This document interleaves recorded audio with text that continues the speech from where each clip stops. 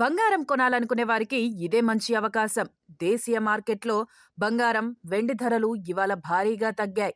America fed వడ్డీ రేట్లు కోతపై కీలక ప్రకటన చేసిన క్రమంలో బంగారం ధరలు ఒక్కసారిగా దిగొచ్చాయి.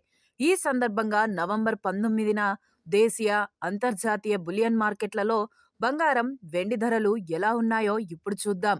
అంతర్జాతీయ మార్కెట్లో పసిడి ధరలు మళ్లీ తగ్గాయి. స్పాట్ గోల్డ్ రేటు ఔన్సుకు $7 మేర తగ్గింది.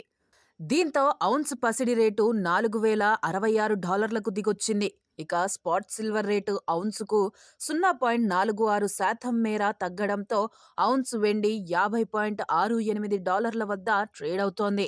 అటు హైదరాబాద్లోనూ పసిడి ధరలు భారీగా తగ్గాయి.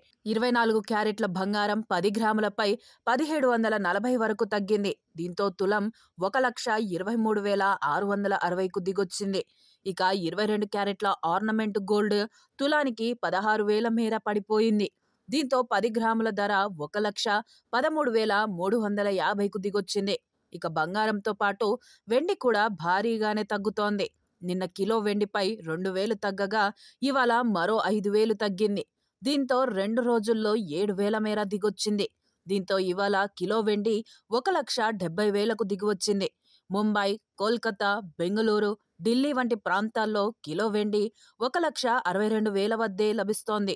బంగారం, వెండి ధరలు ప్రాంతాలను బట్టి వేర్వేరుగా ఉంటాయి. సాక్షి టీవీ ప్రసారాలను నిలిపివేయటం చట్టరీత్యా నేరం.